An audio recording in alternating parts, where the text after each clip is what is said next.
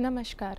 Doctor Baba Saheb Ambedkar open યુનિવર્સિટીના school of commerce and મેનેજમેન્ટમાં હું ખુશ્બુ જાદવ, આસિસ્ટન્ટ પ્રોફેસર મેનેજમેન્ટ, આપનું હાર્દિક સ્વાગત કરું છું. વિદ્યાર્થી મિત્રો, આજે આપણે ટીવાય બીકોમના ધંધાકીય સંચાલન 3ના યુનિટ 1 માર્કેટિંગનો પરિચય તે વિશે અભ્યાસ કરીશું. વિદ્યાર્થી મિત્રો, આજે આપણે આ યુનિટમાં માર્કેટિંગનો પરિચય, માર્કેટિંગ વિભાવના, માર્કેટિંગ સંબંધિત અમુક પદો અને શબ્દો તેમજ માર્કેટિંગ અને માર્કેટિંગનો અર્થ તથા તેની વ્યાખ્યા, માર્કેટિંગના લક્ષણો, હેતુઓ, તેનું મહત્ત્વ અને માર્કેટિંગ તથા વેચાણ તે બંને વચ્ચેનો સંબંધ શું છે અને તે બંને વચ્ચેનો તફાવત શું છે તે વિશે આપણે અભ્યાસ કરીશું. વિદ્યાર્થી મિત્રો, આપણે જાણીએ છીએ કે આપણા રોજિંદા જીવનમાં આપણે કેટલી ચીજવસ્તુઓની જરૂર પડતી હોય છે. તો આપણે કદી વિચાર્યું છે કે આ બધી ચીજવસ્તુઓ આપણા સુધી કેવી રીતે પહોંચે છે? જેમ કે આપણે સવારે ઉઠીએ તો આપણને છાપું, ચા નાસ્તો તેમજ કપડાં વગેરે વસ્તુઓની જરૂર પડતી હોય છે. તો આ દરેક વસ્તુઓ આપણા સુધી કેવી રીતે પહોંચે છે? તો તેમાં દરેકને દરેક જગ્યાએ ક્યાંક ને ક્યાંક માર્કેટિંગ જોડાયેલું છે. ધંધાકીય એકમો કે જે આ પેદાશ અને સેવાઓનું ઉત્પાદન કરે છે, કારણ કે આપણા સુધી જે પણ વસ્તુઓ પહોંચે છે તેનું ઉત્પાદન થાય છે અને આપણા સુધી પહોંચે છે તે ખૂબ જ મહત્ત્વનું કાર્ય હોય છે. તો જ્યાં સુધી તે વસ્તુ બને અને આપણા સુધી પહોંચે તે ખૂબ જ મહત્ત્વનું બની રહે છે. તેમાં આપણે જોઈએ તો તે વસ્તુ આપણા સુધી પહોંચે એટલે કે આપણે પોતે ઉપભોક્તા કે ગ્રાહક કહેવાઈએ અને આપણે તે ચીજ વસ્તુઓનો ઉપયોગ કરીએ છીએ. કોઈ પણ વસ્તુ આપણા સુધી પહોંચે અને આપણે તેને ખરીદીએ તો તેમાં આપણે ઘણી બધી વસ્તુઓમાંથી પસાર થતા હોઈએ છીએ. જેમ કે આપણી ઈચ્છા કઈ છે, કઈ જગ્યાએથી તે વસ્તુ ખરીદવી, તે વસ્તુ આપણને કેટલામાં પડે છે, આ બધી જ વસ્તુઓ આપણે ચકાસતા હોઈએ છીએ. આપણે જોઈએ તો આ માર્કેટિંગમાં વિવિધ પ્રકારની પ્રવૃત્તિઓનો સમાવેશ થતો હોય છે. તો આ પ્રવૃત્તિઓ કઈ હોઈ શકે? જેમ કે પેદાશ થવું, આયોજન કરવું, કિંમત નિર્ધારણ એટલે કે વસ્તુ બને પછી તેની કિંમત નક્કી કરવી, તે તેમને કેટલા ખર્ચમાં પડશે, પ્રોત્સાહન એટલે કે મોટિવેશન. આજે કોઈ પણ ગ્રાહક હશે તો તેને મોટિવેટ કરવો પડે છે, તેને પ્રોત્સાહન આપવું પડે છે કે આ વસ્તુ તમને આના માટે ફાયદાકારક છે, એટલે ગ્રાહક તે વસ્તુ ખરીદવા માટે પ્રોત્સાહિત થશે. તે પછી જોઈએ તો વેચાણ માટે જથ્થાબંધ અને છૂટક વેચનાર જેવા માધ્યમોનો ઉપયોગ એટલે કે રિટેલ અને હોલસેલ બંનેમાં ગ્રાહક જે છે તે વસ્તુઓની ખરીદી કરે છે. તે પછી જોઈએ તો ગોડાઉન. તો ગોડાઉનનું શું ભૂમિકા છે? તો જે પણ વસ્તુઓ આપણે ખરીદીએ તો અમુક વસ્તુઓ એવી હોય છે કે જે જલ્દી બગડી જતી હોય છે, થોડાક દિવસમાં જ તેનું જે રૂપ છે તે બદલાઈ જતું હોય છે અને તે પછી વપરાશ યોગ્ય રહેતી નથી. તેટલા માટે જે ગોડાઉન છે તેની જરૂર હોય છે કે જેમાં વસ્તુઓને આપણે ત્યાં સમાવી શકીએ અને તેને સ્ટોર કરી શકીએ. તે પછી જોઈએ તો વાહન વ્યવહાર એટલે કે ટ્રાન્સપોર્ટેશન. તો તેનું શું રોલ છે? તો વાહન વ્યવહારની ભૂમિકા એ છે કે એક જગ્યાએથી બીજી જગ્યાએ તે વસ્તુને પહોંચાડવી. આજે આપણે કોઈ પણ વસ્તુનો ઉપયોગ કરીએ છીએ તો તે આપણા ઘરની નજીક આપણને મળી રહે છે. તો તેનું કારણ શું હોઈ શકે? તો તેનું સીધું કારણ છે કે તે વસ્તુ આપણા ઘર સુધી એટલા માટે મળી રહે છે કે જ્યાં તેનું ઉત્પાદન થાય છે ત્યાંથી તે વસ્તુ વાહન વ્યવહાર દ્વારા આપણા ઘર સુધી એટલે કે ત્યાં આપણને નજીકમાં મળી રહે છે. તે પછી આપણે જોઈએ તો અમેરિકન માર્કેટિંગ એસોસિએશન, તેમણે પણ પોતાનો મત બતાવ્યો છે કે તેમના મત મુજબ માર્કેટિંગ શું છે? તો માર્કેટિંગ એ એક વ્યવસ્થાતંત્રીય કાર્ય છે અને તે મૂલ્ય ઘડતર કરવા અને ગ્રાહકોને એક જણાવવાની અને તેમના સુધી વસ્તુ પહોંચાડવાનું એક કાર્ય છે. તેના માટે આપણે જોઈએ તો લાભાર્થીઓ એટલે કે જે ગ્રાહક છે તેમને લાભ થાય, તેમને મહત્તમ નફો મળી રહે, તે તેમનું મુખ્ય ધ્યેય હોય છે. આજે કોઈ પણ વસ્તુ બનશે અને તે ગ્રાહક સુધી પહોંચશે તો તે ખર્ચો જે છે તે જો મેન્યુફેક્ચરને ઓછો થયો હશે એટલે કે વેપારીને ઓછો થયો હશે તો જે પણ ગ્રાહક તેને ખરીદશે તેને પણ તે ઓછા ભાવમાં જ મળી રહેશે. તેમના મત મુજબ માર્કેટિંગ સાર્વત્રિક છે, એટલે આપણે ક્યાંય પણ જઈએ, કોઈ પણ રીતે આપણે કોઈ પણ વસ્તુ જો ખરીદવી હશે તો આપણે તે માર્કેટિંગની પ્રક્રિયામાંથી પસાર થતા હોઈએ છીએ. માર્કેટિંગ ખૂબ જ પુરાણી જૂની કળા છે, એટલે કે આપણને એવું લાગે કે તે થોડાક વર્ષો પહેલાં જ આવ્યું હશે, પણ એવું નથી. તે ખરેખર જોવા જઈએ તો આદમ અને ઈવના જમાનાથી ચાલતી આવતી પ્રવૃત્તિ છે. માર્કેટિંગ એક એવી પ્રવૃત્તિ છે જે ઉત્પાદિત પેદાશ દ્વારા ગ્રાહકને સંતોષ આપે છે. આજે કોઈ પણ ગ્રાહક હશે તેને જો કોઈ વસ્તુ ખરીદવા તે તૈયાર થશે તો તેનું કારણ એક જ હશે કે તેમાં તેને મહત્તમ નફો મળી રહેતો હશે અને તે જે કંઈ વસ્તુમાં ઈચ્છતો હોય કે મારે આ લક્ષણો જોઈએ આ વસ્તુમાં, તે બધા જ તેને તેમાં મળતા હશે. તે પછી આપણે જોઈએ તો એક ઉદાહરણ છે જેના દ્વારા આપણને આ જે છે તે વધારે ક્લિયર થશે. આપણે જોઈએ તો સવારની જે ચા છે, છાપું, નાસ્તો, આપણે જે પહેરીએ છીએ તે કપડાં, સાબુ, આ દરેક વસ્તુઓ જે છે, કમ્પ્યુટર, ઇન્ટરનેટ કનેક્શન, તેનો આપણે ઉપયોગ કરતા હોઈએ છીએ. તો આ બધી જ વસ્તુ ક્યાંક ને ક્યાંક માર્કેટિંગ જોડે સંકળાયેલી છે. માર્કેટિંગની જો આપણે વિભાવના જોઈએ તો તેમાં એક રૂઢિગત એટલે કે પરંપરાગત ખ્યાલ બી છે અને એક આધુનિક ખ્યાલ પણ છે. તો જો આપણે પરંપરાગત એટલે કે રૂઢિગત ખ્યાલ દ્વારા સમજીએ કે માર્કેટિંગ શું છે, તો માર્કેટિંગ જે છે એ ઉત્પાદિત કરેલ માલ અને સેવાનું વેચાણ છે. એટલે આજે કોઈ પણ પેદાશ, કોઈ પણ વસ્તુનું ઉત્પાદન થશે તો તેનું કાર્ય છે કે વેચાણ થાય, એટલે કે ગ્રાહક સુધી તે વસ્તુ પહોંચે ત્યાં સુધી તેનું કાર્ય એટલે કે માર્કેટિંગનું કાર્ય વેચાણ સુધીનું રહેલું છે. જો આપણે તેને બીજી રીતે જોઈએ તો તે એક એવી પ્રવૃત્તિ છે કે જે ગ્રાહકને સમજાવવા તથા માનવ સેવાના વેચાણ માટે કરવામાં આવતી છે. એટલે કે આજે આપણે કોઈ પણ ગ્રાહકને વસ્તુ ખરીદવી હોય તો તેના માટે આપણને એને ઘણી રીતે સમજાવવું પડે છે કે આ વસ્તુમાં તમને આ નફો થશે, તમને આ ફાયદો છે, તમને આ વસ્તુ આમાં જોઈએ છે તો તે તમને મળી રહેશે. એટલે અલગ અલગ રીતે આપણે તેને મનાવવો પડતો હોય છે, ત્યારે જઈને ગ્રાહક તે વસ્તુ ખરીદવા માટે તૈયાર થાય છે. આ જે રૂઢિગત પરંપરાગત ખ્યાલ છે તે અમુક બાબતો પર આધાર રાખે છે. તેમાંની અમુક બાબતો આપણે જોઈશું. આ વિભાવના પેદાશ પર મુખ્યત્વે કેન્દ્રિત છે, એટલે કે તેનું જે મેઇન ફોકસ છે, મેઇન ધ્યાન જે છે તે પેદાશ પર રહેલું છે. આજે આપણે કોઈ પણ વસ્તુ ખરીદવી હોય તો આપણે જે હેતુથી ખરીદતા હોઈએ, જો તે જ આપણને તેમાં ના મળે તો ખરીદવાનો તેમાં કોઈ જ હેતુ રહેતો નથી. એટલે કે આજે કોઈ પણ ગ્રાહક વસ્તુ ખરીદશે તો તે પેદાશ કેવી છે અને તેને કેવી જોઈએ છે તેનું જો તે સંબંધિત થશે તો જ તે ગ્રાહક તે વસ્તુ ખરીદશે. એટલે કે આપણી પાસે પેદાશ છે અને તે વેચવાની છે. એટલે કે કોઈ પણ માર્કેટિંગ કરશે તો તે વ્યક્તિના ધ્યાનમાં એટલું જ હશે કે મારી પાસે આ વસ્તુ છે અને મારે ગમે તે રીતે ગ્રાહકને મનાવવું પડશે કે તે આ વસ્તુ ખરીદવા માટે તૈયાર થાય. આપણે આપણી પેદાશ ખરીદવા માટે ગ્રાહકને સમજાવવા પડે છે. બીજું જોઈએ તો માર્કેટિંગ કર્મચારીઓના પ્રયત્નોનું સંપૂર્ણ ધ્યાન પેદાશોના વેચાણ પર જ હશે અને તેઓ વેચાણ વધારવા માટે ઘણી અલગ અલગ પ્રવૃત્તિઓ કરતા હોય છે.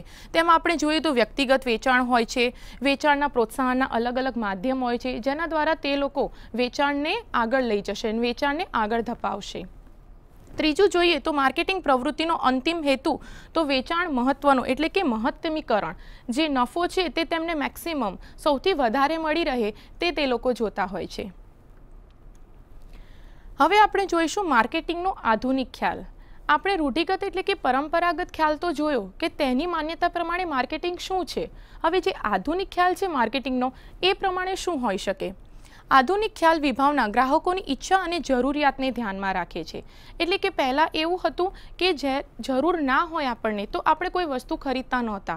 અત્યારે એ જમાનો આવી ગયો છે કે કોઈ પણ બાળકને કે ઘરમાં તે વસ્તુની આપણને જરૂર ન હોય પણ એક ભૌતિક સુખ સગવડ માટે આજે આપણે તે વસ્તુ ખરીદતા હોઈએ છીએ.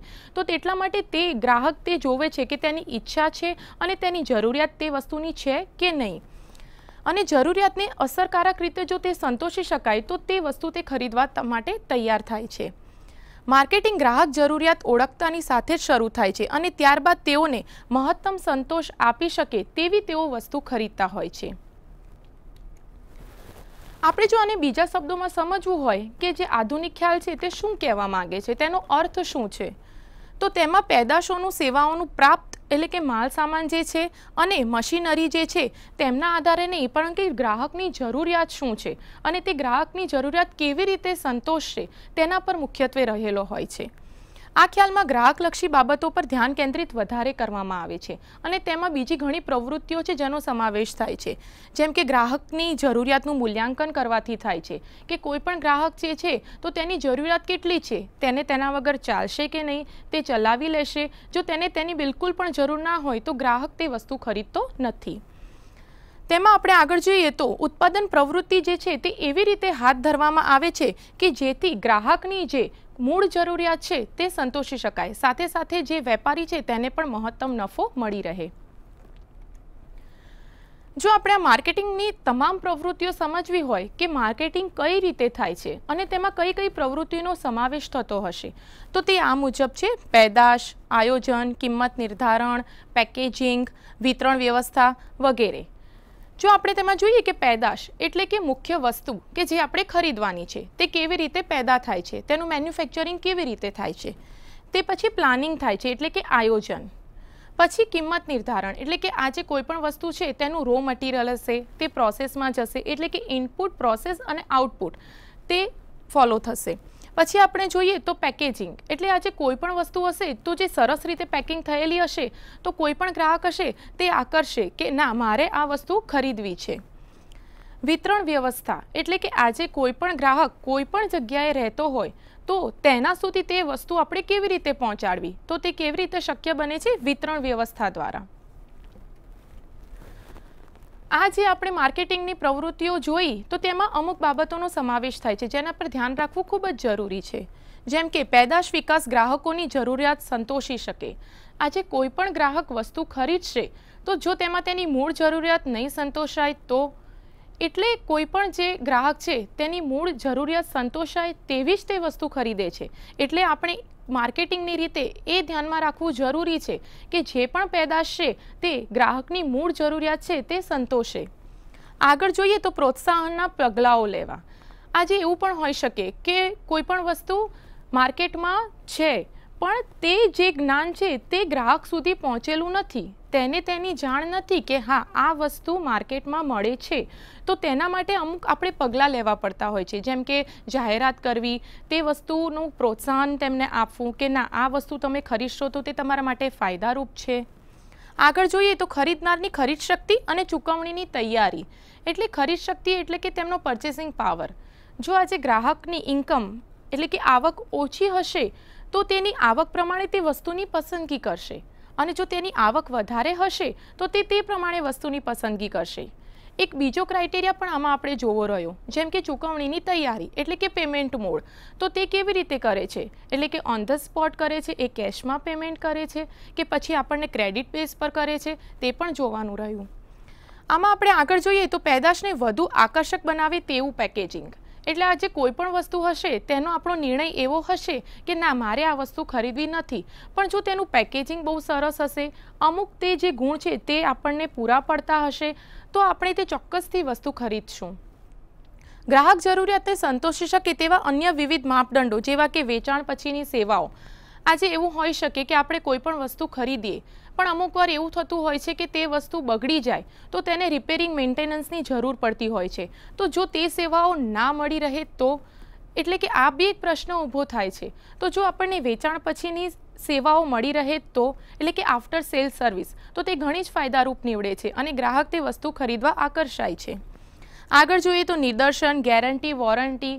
આજકાલ એવું થઈ ગયું છે કે આપણે કોઈ પણ વસ્તુ ખરીદીએ તો તે આજે ખરીદીએ અને કાલે બગડી જતી હોય છે. એટલે કોઈ પણ ગ્રાહક છે તે ઈચ્છતો હોય છે કે મારે ગેરંટી અને વોરંટી તે પ્રોડક્ટ પર, તે વસ્તુ પર જોઈએ. એટલે કે એ સમયગાળા દરમિયાન જો કંઈ નુકસાન પહોંચે કે તે વસ્તુ ના ચાલે, બગડી જાય તો તે તેને સુધારી શકે. તેનો મુખ્ય હેતુ મહત્તમ ગ્રાહક સંતોષ દ્વારા નફો કમાવાનો છે.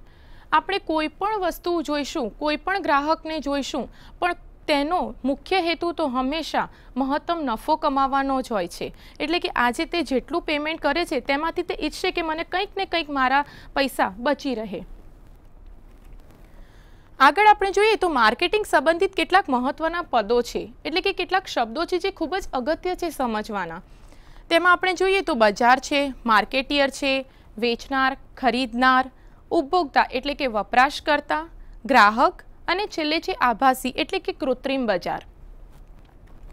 તો તેમાં પ્રથમ જોઈએ તો બજાર.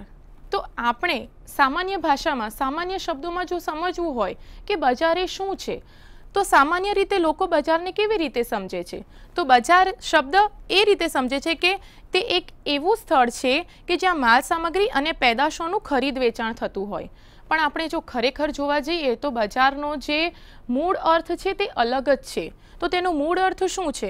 તો માર્કેટિંગના સંદર્ભમાં આપણે જો જોવા જઈએ તો તે કોઈ એક ચોક્કસ પેદાશ કે સેવા માટેનું એટલે કે ખરીદનારાઓનું જૂથ છે.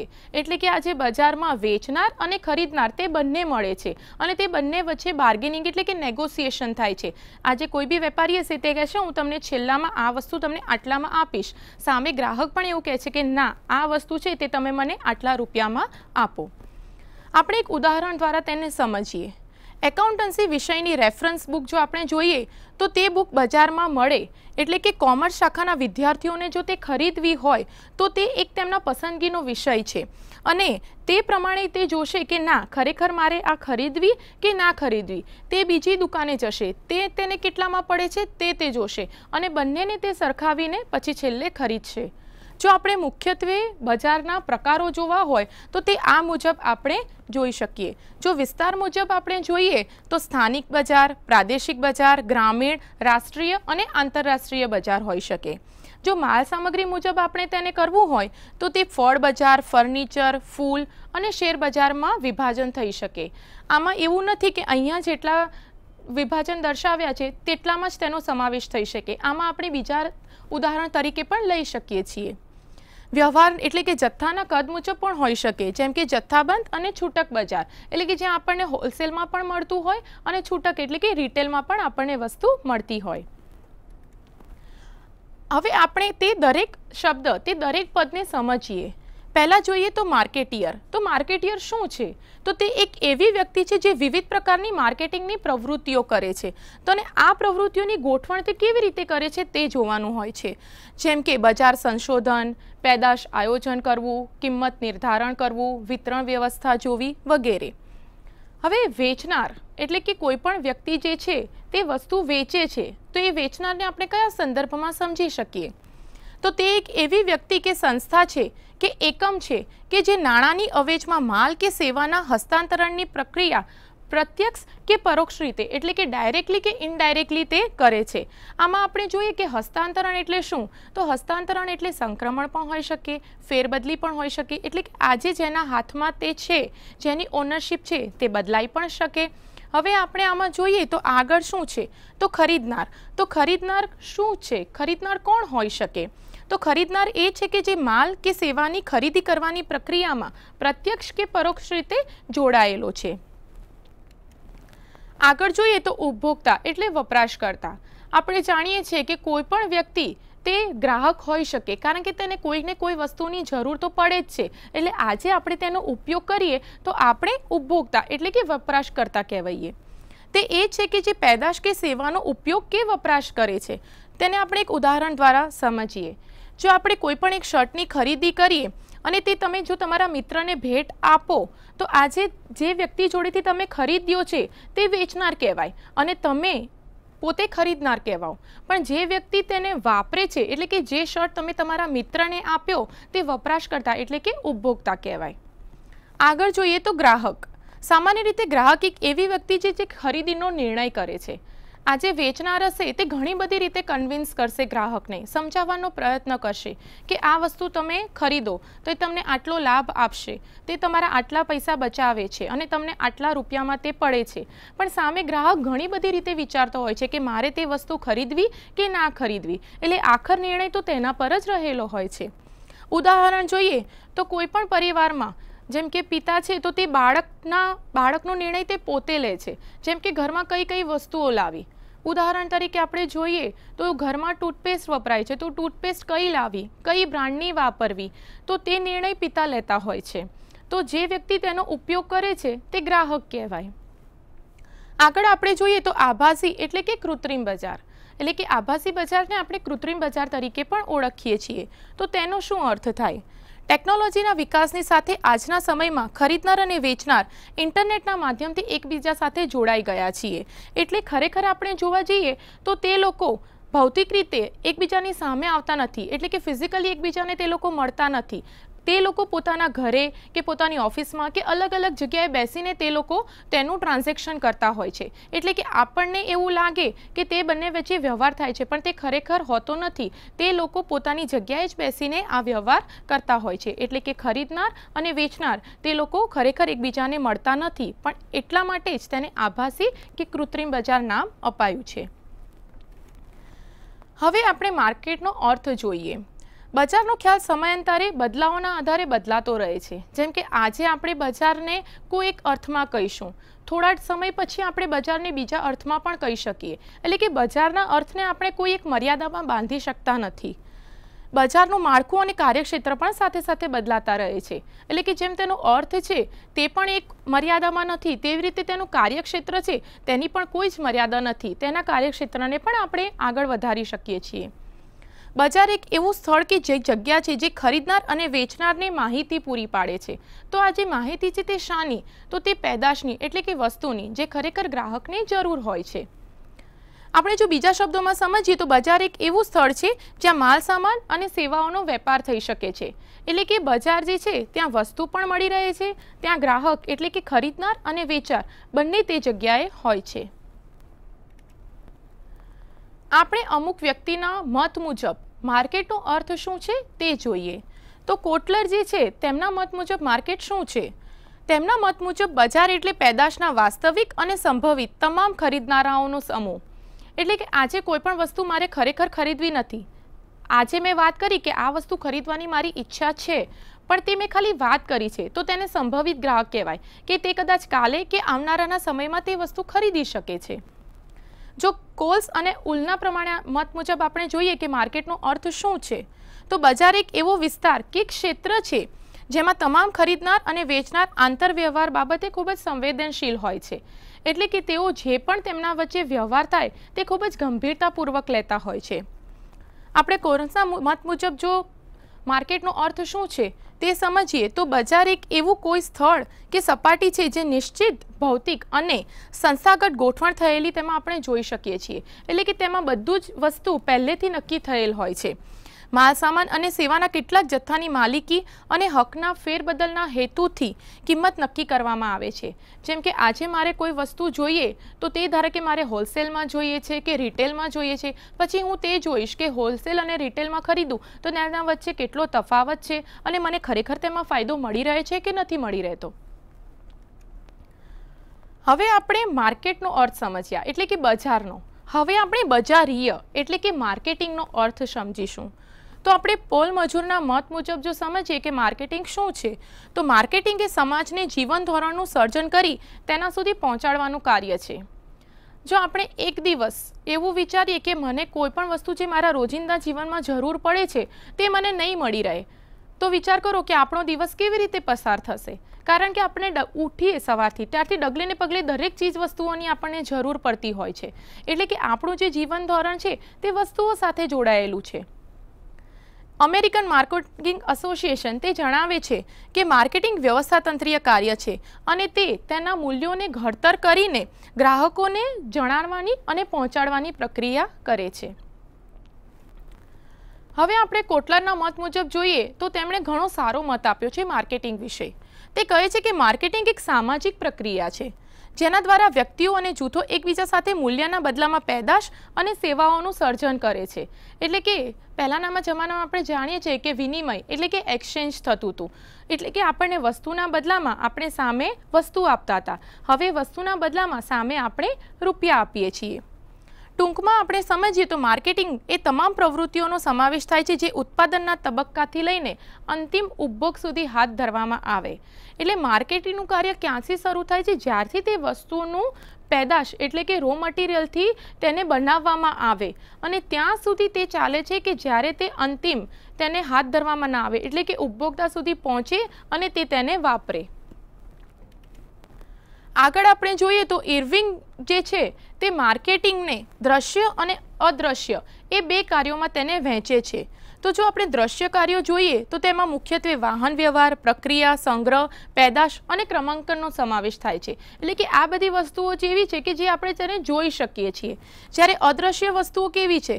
માલિકીના હકની ફેરબદલ. એટલે કે આજે મારી માલિકી છે વસ્તુની તે હું બીજાને આપું છું તો તે આપણે જોઈ શકતા નથી, પણ ખરેખર માલિકીની ફેરબદલી થઈ હોય છે. જ્યારે વાહન વ્યવહાર અને જે વિતરણ વ્યવસ્થા છે તે બધી એવી વસ્તુઓ છે કે જે આપણે જોઈ શકીએ છીએ. તેમાં આપણે બીજા ઉદાહરણ જોઈએ તો સ્થળ, સ્વરૂપ, સમય આ દરેકના સંદર્ભે પેદાશ અંગે માર્ગદર્શિત કરવામાં આવતા હોય છે ગ્રાહકને. હવે આપણે જો માર્કેટિંગ અને વેચાણ તે વચ્ચેનો જો તફાવત સમજવો હોય તો તેના અમુક મુદ્દા છે. ઘણી વખત આપણને એમ થાય કે માર્કેટિંગ અને વેચાણ તે બંને સરખું છે, પણ ખરેખર જોવા જઈએ તો માર્કેટિંગ પણ અલગ છે અને વેચાણ પણ અલગ છે. માર્કેટિંગ અને વેચાણ વચ્ચે ઘણો બધો તફાવત રહેલો હોય છે. તેમાં આપણે પ્રથમ મુદ્દો જોઈએ તો માર્કેટિંગમાં વેચાણ ઉપરાંત અન્ય પ્રવૃત્તિઓનો સમાવેશ થાય છે. એટલે કે માર્કેટિંગ વેચાણને સમાવી લે છે, જ્યારે વેચાણમાં અમુક મર્યાદિત પ્રવૃત્તિઓ જ થતી હોય છે. આજે ધારો કે કોઈ પણ જગ્યાએ સેલ થતું હોય તો તે એક લિમિટેડ એક્ટિવિટી છે, જ્યારે આપણે માર્કેટિંગ કહીએ તો તે બહુ જ મોટા પાયે થતું હોય છે. બીજું જોઈએ માર્કેટિંગમાં તો ગ્રાહકની માંગ, જરૂરિયાત, પસંદ, નાપસંદ ત્યાંથી શરૂ થતી હોય છે અને ગ્રાહકને મહત્તમ સંતોષ મળી રહે તે માર્કેટિંગમાં જોવામાં આવતો હોય છે. જ્યારે આપણે વેચાણમાં જોઈએ તો મહત્તમ વેચાણ થાય તે જરૂરી છે, સાથે સાથે તે એ પણ જોવે છે કે વેચાણ અને ઉત્પાદન પ્રક્રિયા થતાં જ તેનું કાર્ય શરૂ થતું હોય છે.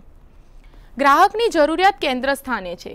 માર્કેટિંગ જ્યારે કરવામાં આવે ત્યારે ગ્રાહકની જરૂરિયાત શું છે તે મૂળ છે, તે મહત્વનું છે. જ્યારે વેચાણમાં શું જોવામાં આવે છે કે શોર્ટ ટર્મમાં એટલે કે ટૂંકા ગાળામાં અમને લાભ થાય છે કે નથી થતો. આપણે આગળ જોઈએ તો ધંધાના દરેક વિભાગ સાથે જોડે રહીને કામ કરે છે, એટલે કે માર્કેટિંગ ખૂબ મોટા પાયે થતું હોય છે, તો તેમાં દરેક વિભાગ જે છે તે સાથે મળીને કાર્ય કરતા હોય છે.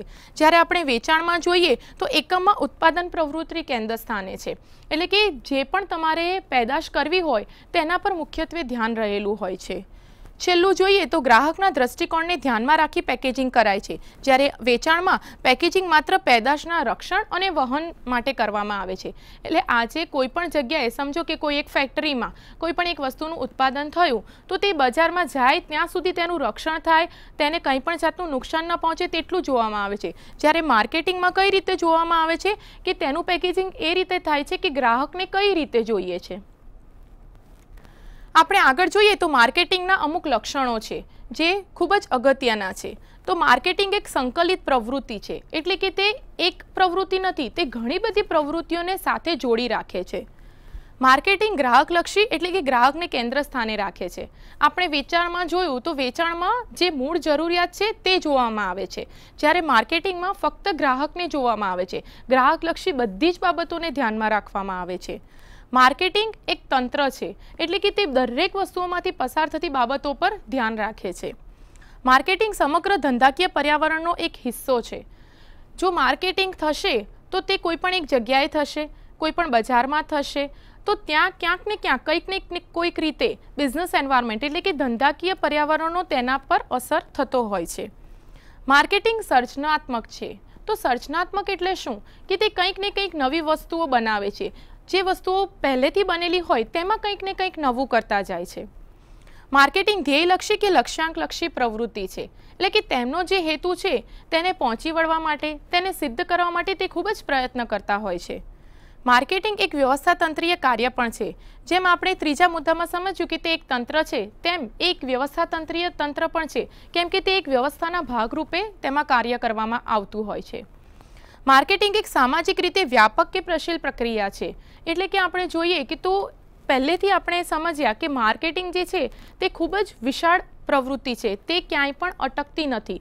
તેનો જે શરૂઆત જે છે તે વસ્તુના પેદાશથી લઈને જ્યાં સુધી ગ્રાહક ઉપભોક્તા તેનો ઉપયોગ ન કરે ત્યાં સુધી રહેલું છે. માર્કેટિંગ વિજ્ઞાન અને કળા બંને છે, કારણ કે આપણે જો માર્કેટિંગ કરવું હશે તો આપણી પાસે એક સ્કિલ્સ હોવી જોઈએ, તો તેના લીધે જ તે વ્યક્તિ એટલે કે ગ્રાહક તે વસ્તુ ખરીદવા તૈયાર થશે. સાથે સાથે તે વિજ્ઞાન પણ છે, એટલે કે તેમાં ફાયદા ગેરફાયદા, તેની અસર શું થશે તે પણ જોવામાં આવતી હોય છે. છેલ્લે જોઈએ તો તમામ લાભાર્થીઓ માટે ફાયદાકારક છે. એટલે આજે માર્કેટિંગ કોઈ પણ રીતે કરવામાં આવે, ક્યાંય પણ કરવામાં આવે, પણ સામે જે વ્યક્તિ છે, જે ગ્રાહક છે, તેને અચૂક લાભ થતો હોય છે. માર્કેટિંગના આ લક્ષણો આપણે જોયા, તો તેમાં હવે આપણે એ પણ જોવાનું કે માર્કેટિંગના લક્ષણો સાથે તેનું મહત્વ કેટલું રહેલું છે. તો માર્કેટિંગ માલની હેરફેર અને હસ્તાંતરણમાં મદદરૂપ થાય છે. આપણે આગળ જેમ જોયું કે માર્કેટિંગમાં માલની હેરફેર થાય છે, એટલે કે જ્યાં તેનું ઉત્પાદન થાય છે ત્યાંથી તેને બજાર સુધી વાહન વ્યવહાર દ્વારા લઈ જવામાં આવે છે. માર્કેટિંગ સામાજિક જીવન ધોરણ સુધારવા અને જાળવી રાખવામાં મદદરૂપ થાય છે. એટલે કે આજે કોઈ પણ ગ્રાહક હશે તો જો તેની આવક વધારે હશે તો તે ભૌતિક સુખ સગવડો સાથે જીવવામાં માનશે, તો આજે માર્કેટિંગ છે તે તેની જરૂરિયાતને પૂર્ણ કરે છે. માર્કેટિંગ દ્વારા રોજગાર સર્જન. આજે જો માર્કેટિંગ કરવું હોય તો આપણને વ્યક્તિઓની જરૂર પડતી હોય છે. આપણે ઘણીવાર જોયું હોય છે કે ઘણી બધી જગ્યાએ નોટિસ બોર્ડ લાગેલા હોય છે કે સેલ્સમેનની જરૂર છે. એટલે કે આજે માર્કેટિંગ કરવું હોય તો તે વ્યક્તિને, ગ્રાહકને મનાવવા પડતા હોય છે કે તમે આ વસ્તુને, આમાં આ ફાયદા છે તો તમે આ વસ્તુ ખરીદો. આવક અને ખર્ચના સ્ત્રોત તરીકે માર્કેટિંગની ભૂમિકા એટલે કે ઇન્કમ કેટલી છે અને સામે આપણા એક્સપેન્સ કેટલા છે તે પણ માર્કેટિંગમાં જોવું પડે. નિર્ણયકરણના આધાર તરીકે માર્કેટિંગનું મહત્ત્વ. છેલ્લે આપણે જોઈએ તો કોઈ પણ ગ્રાહક હશે તો તેનો નિર્ણય જ છેલ્લો રહ્યો. જો તેને ખરેખર લાગશે કે મારે આ વસ્તુ ખરીદવી છે અને માર્કેટિંગ તે મુજબ જો કરવામાં આવ્યું હશે તો તે ગ્રાહક તે વસ્તુ ખરીદશે. આગળ આપણે જોઈએ તો માર્કેટિંગના હેતુઓ છે, જેમાં મુખ્ય જે હેતુઓ છે તે ગ્રાહકને સંતોષ આપવાનો છે. બીજી વસ્તુ એ છે કે હંમેશા જે માર્કેટિંગ છે તે ઈચ્છે છે કે જે પણ વધારો છે માંગમાં તે વધારે જ થતો રહે, એટલે કે તેમની જે ડિમાન્ડ છે તે વધતી જ રહે. ગ્રાહકોને સર્વશ્રેષ્ઠ ગુણવત્તાવાળી વસ્તુ આપવી. જો ડિમાન્ડ વધતી રહે તો સાથે સાથે તેમની જે જરૂરિયાત છે તે ગુણવત્તાની સાથે પૂરી થવી જરૂરી છે. બજારમાં એકમની પ્રતિષ્ઠામાં વધારો થવો. આજે ક્યારે કોઈ પણ એકમની પ્રતિષ્ઠા વધશે જો તે સારી રીતે વસ્તુ આપશે, ગુણવત્તાવાળી વસ્તુ આપશે અને જે તેની પ્રાઇસ છે તે રિઝનેબલ હશે તો તેની એકમ પ્રતિષ્ઠા બજારમાં વધશે. નફાકારક વેચાણ જથ્થાનું સર્જન. આજે જે માર્કેટિંગ છે તે એ રીતે કરવામાં આવે કે જે પણ નફો છે તે મહત્તમ થઈ શકે. માર્કેટિંગના કાર્યો જે છે તે પણ ખૂબ જ અગત્યના છે. તેમાં આપણે જોઈએ તો બજાર સંશોધન એટલે કે આજે માર્કેટિંગ કરીએ તો તેનાથી ખબર પડે છે કે બજારમાં કઈ રીતે, કેવા ગ્રાહકોને કઈ વસ્તુની જરૂર છે. બીજું પેદાશ આયોજન અને વિકાસ. જો ખબર પડી જાય કે આ વસ્તુ તેમને ગમે છે તો આપણે એ જોવું પડે કે હવે તેનું પ્લાનિંગ કેવી રીતે કરવું, એટલે કે ડેવલપમેન્ટ કેવી રીતે કરવું. ખરીદી અને સંયોજન. હવે કોઈ પણ માર્કેટિંગના કાર્યો છે તેમાં આ ખૂબ જ મહત્વનું છે કે ખરીદી કેવી રીતે હાથ ધરવામાં આવે છે. સાથે સાથે તેનું પેકેજિંગ એટલે કોઈ વસ્તુનું પેકેજિંગ કેવી રીતે કરવામાં આવે છે. ઘણીવાર એવું હોય છે કે જે પેકેજિંગ ખૂબ જ આકર્ષક હોય તો તે ગ્રાહક ખરીદતો હોય છે. પ્રમાણીકરણ કરવામાં આવે અને ક્રમાંક આપવામાં આવે. બ્રાન્ડિંગ એટલે કે નિશાનીકરણ. આજે આપણે કોઈ પણ વસ્તુ ખરીદીએ તો આપણે જોતા હોઈએ છીએ કે તેમાં જે બ્રાન્ડ હોય તેનું લેબલ એટલે કે સિક્કો લાગેલો હોય છે, તો આપણે ગ્રાહક જે છે તે તરત જ સમજી શકે કે આ જે વસ્તુ છે તે બ્રાન્ડેડ છે, એટલે કે ખરેખર મારે ખરીદવી જોઈએ. અને તે એટલા માટે ખરીદતો હોય છે કે તેનાથી તેને કોઈ પણ જાતનું નુકસાન ન થાય. આગળ આપણે જોઈએ તો પેદાશની કિંમત નિર્ધારણ, પેદાશ પ્રોત્સાહન, પેદાશ વિતરણ, સાથે સાથે વેચાણ, સંગ્રહ અને વાહન વ્યવહાર તે પણ ખૂબ જ મહત્વના કાર્યો છે. તો વિદ્યાર્થી મિત્રો, આજે આપણે ધંધાકીય સંચાલન 3ના યુનિટ 1 માર્કેટિંગનો પરિચય તેના વિશે અભ્યાસ કર્યો. મારી આશા છે કે આ યુનિટ માટે તમને ઘણી માહિતી મળી હશે. તો આવતા લેક્ચરમાં આવી જ માહિતીસભર લેક્ચર સાથે આપણે મળીશું. ધન્યવાદ. स्वाध्यायः परमं